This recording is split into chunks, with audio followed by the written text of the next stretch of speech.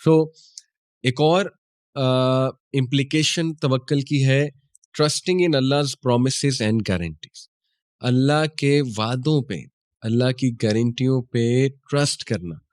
और ट्रस्ट जो है, सुभान अल्लाह, दुनिया में हर रिलेशन ट्रस्ट पे चलता है, आप देखें। और सबसे ज़्यादा खालिस रिलेशंस होते वो हैं जिनमें ट्रस्ट होता है।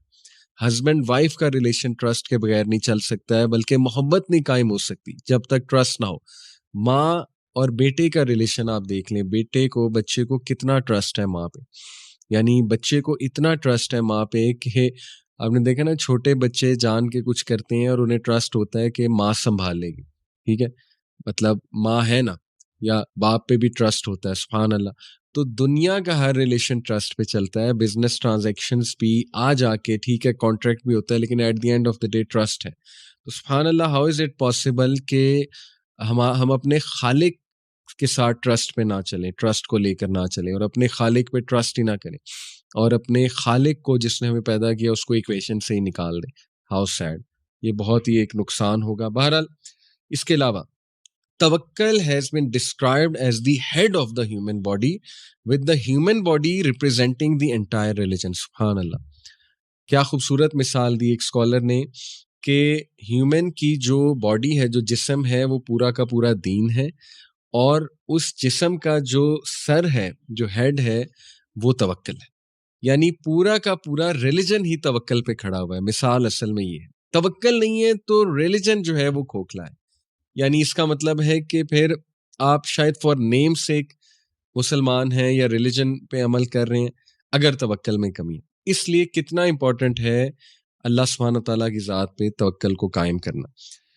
विद तवक्कल comes humility, sadness with reflection, planning with wisdom and happiness for the sake of अल्लाह। ये बहुत खूबसूरत बात है, और ये भी एक स्कॉलर का कोट है कि तवक्कल के साथ क्या क्या फ़ायदे हैं उसके। तवक्कल के साथ आती है आजिज़ी, कि इस चीज़ की आजिज़ी कि मेरे हाथ में है ही कुछ नहीं। बड़े से बड़ा डॉक्टर हो, वो भी बेबस हो जाता है, ठीक है ना, कि भाई मेरे हाथ में क्या है, मैं जितना कर सकता था कर लिया है, अब आगे अल्लाह मालिक है।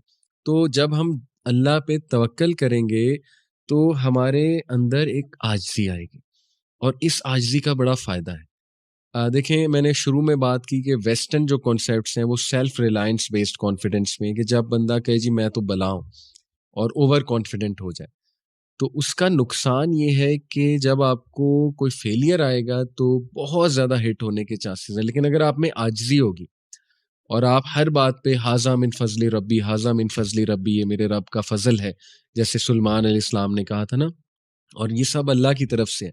अल्लाह इज़्ज़त देता है, अल्लाह ज़िल्लत देता है, तमाम की तमाम जो है कुंजियाँ ख़ज़ानों की वो अल्लाह के पास है, तो बस अल्लाह की तरफ से, तो फिर आप में आजिज़ी आएगी, और आजिज़ी बहुत अच्छी चीज़ है।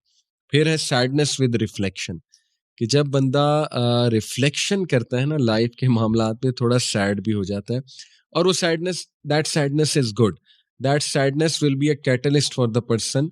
वो उसके लिए कैटलिस्ट होगी कि वो अपने मामलात को इस्लाम के मुताबिक चलाए, अल्लाह के मुताबिक चलाए, क्योंकि इंसान को रियलिटी पता लग जाती है कि मेरे हाथ में कुछ नहीं है at the end of the day, to be honest, और लाइफ इज़ अ टेस्ट।